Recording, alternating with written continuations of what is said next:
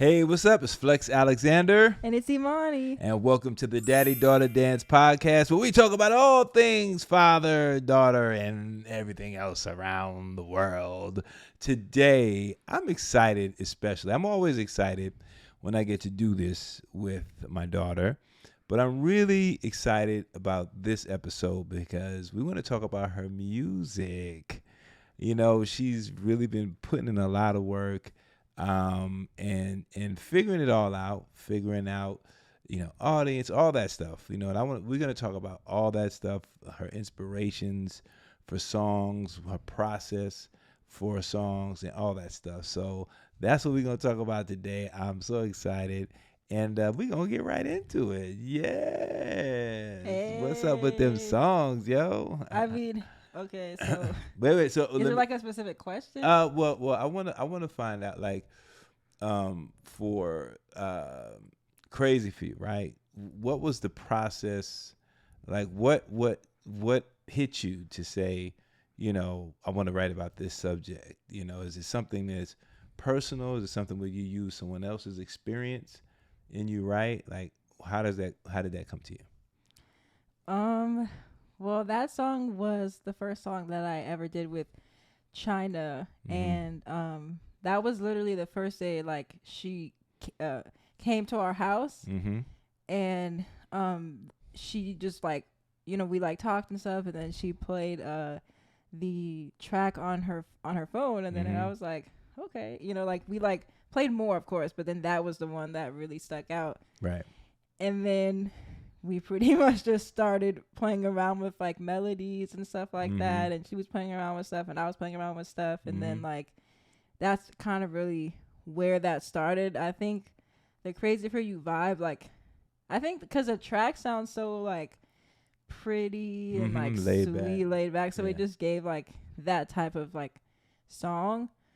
And I think it's because, that's one of, it's not not the easiest thing to write about, but it's something that, kind of can be because you're speaking how you really feel. Right. Especially if you like somebody or if you have a crush or whatever, or if you're imagining something. Yeah.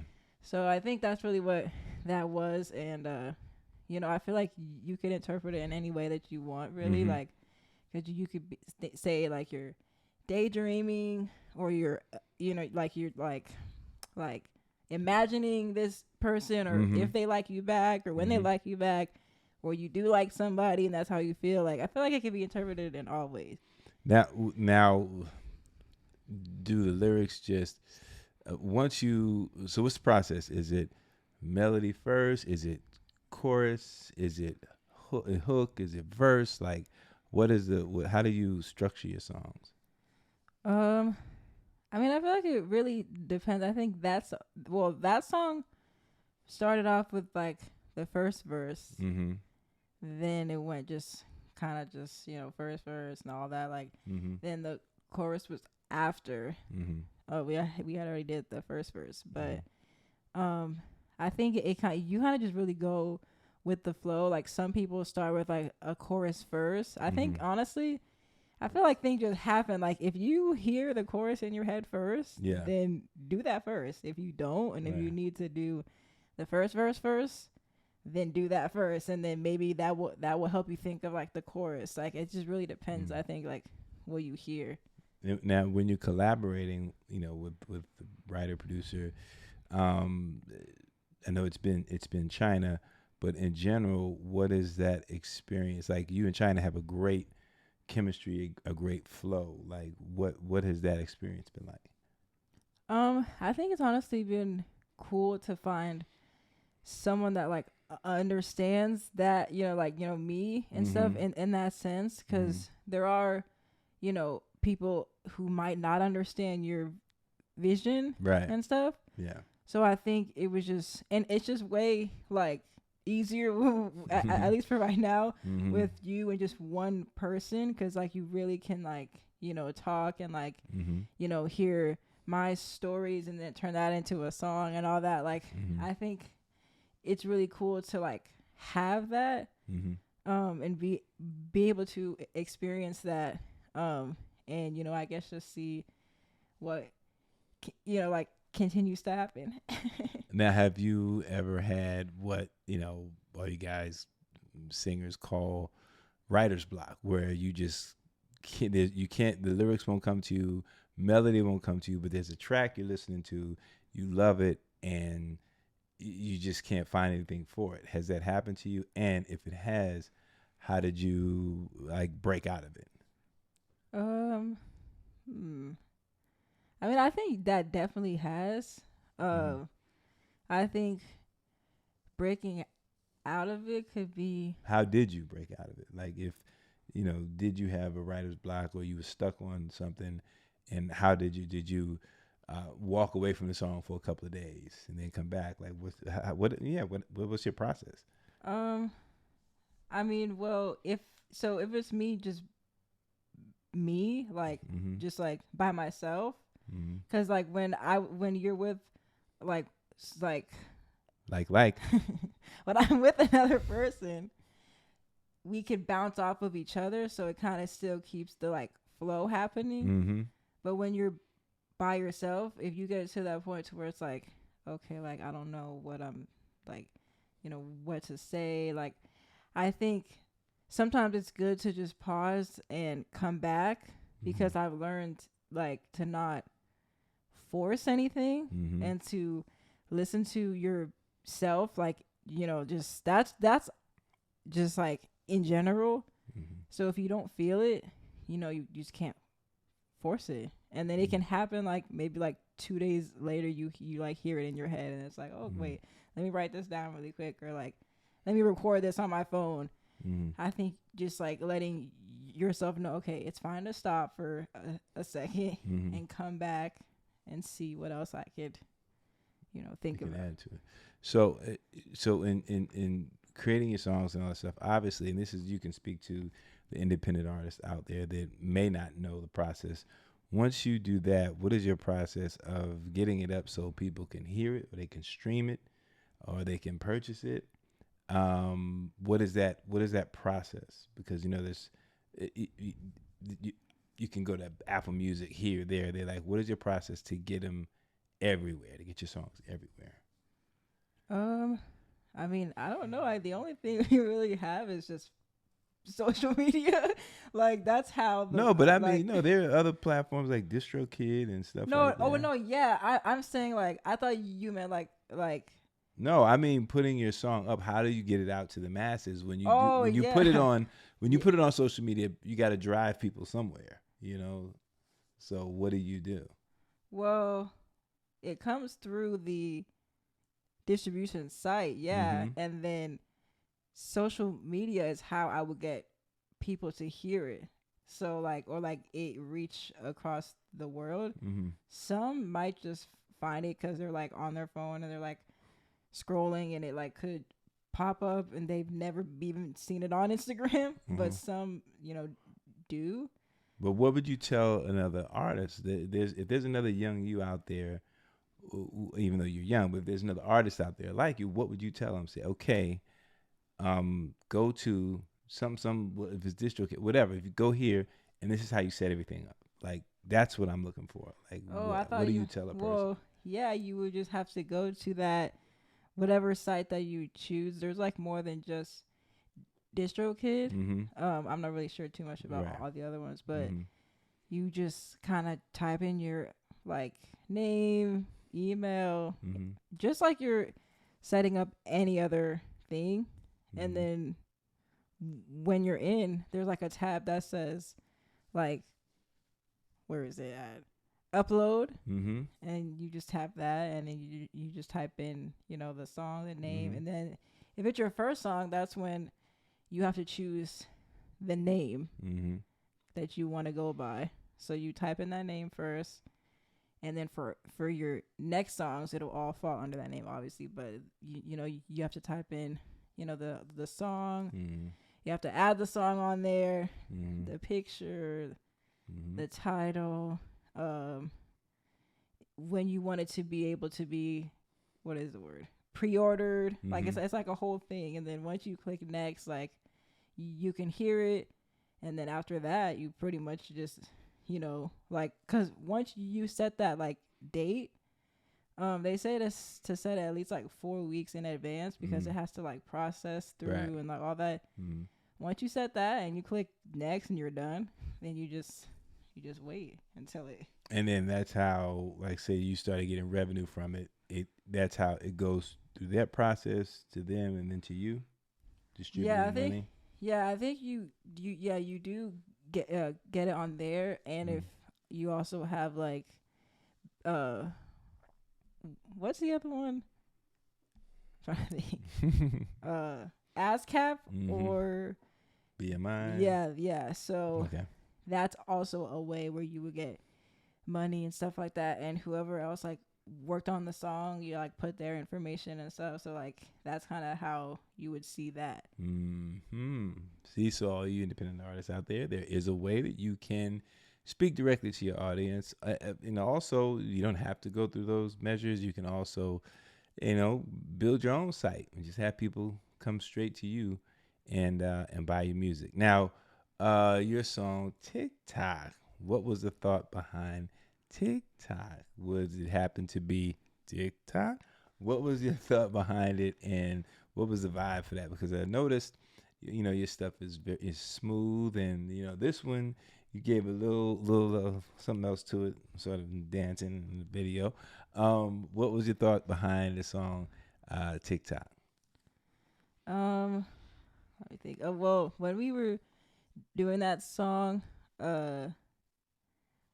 I just started talking about like a situation where like somebody, like if someone shows, I guess, interest in like you, or like they want to like hang out, or like they text you and then they never do.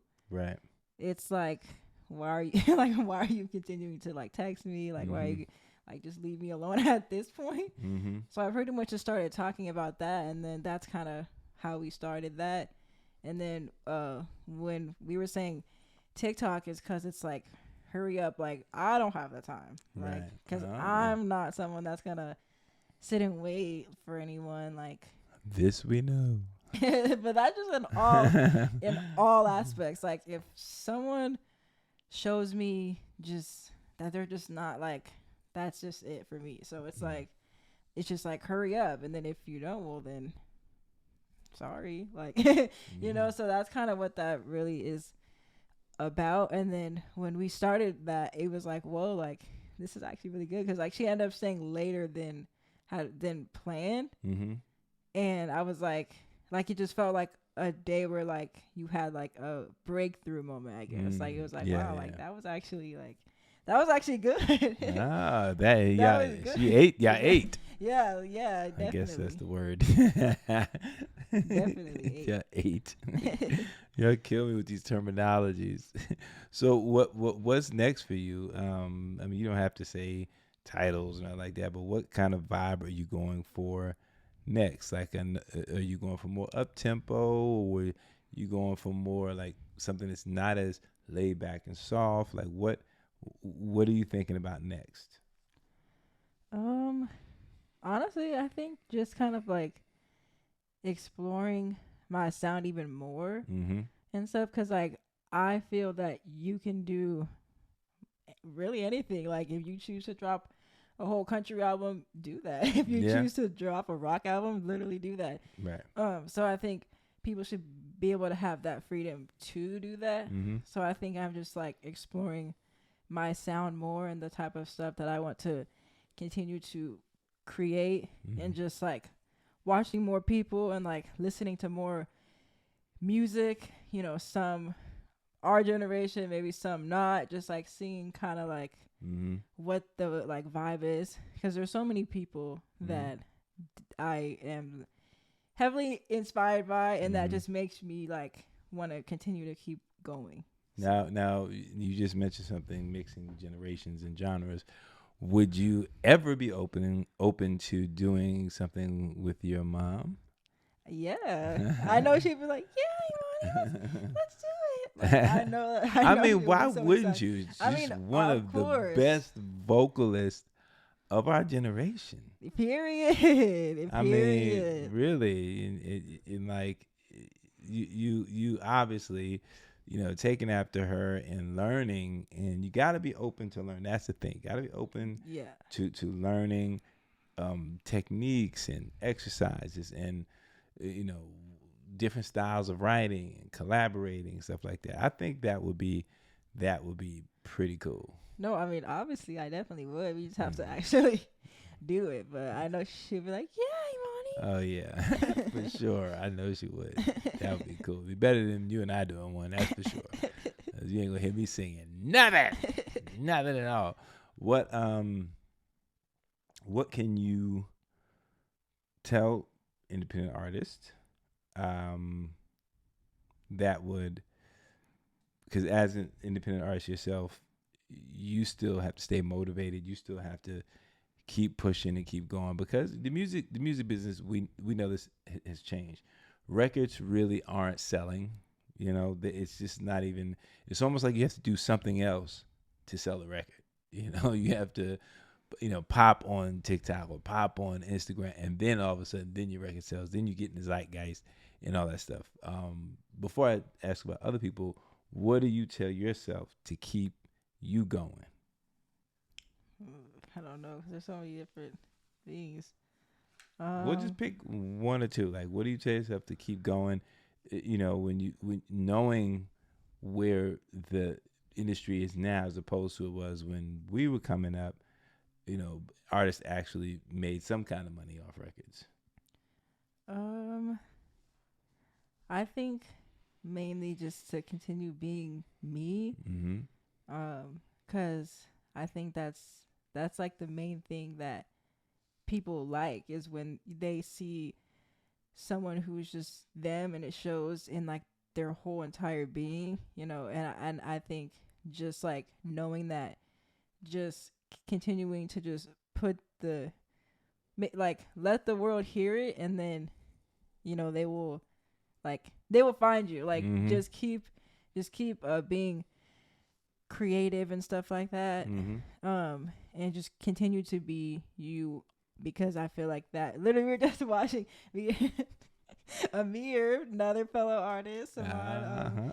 We literally were watching a thing last night, and it was of Cynthia Erivo and Renee Rapp, which is a Gen Z person that you might not know. Yeah. He might not know, but no idea who lover. But they were both talking, because they did a Rolling Stone interview, and they were both talking about where they are, mm-hmm.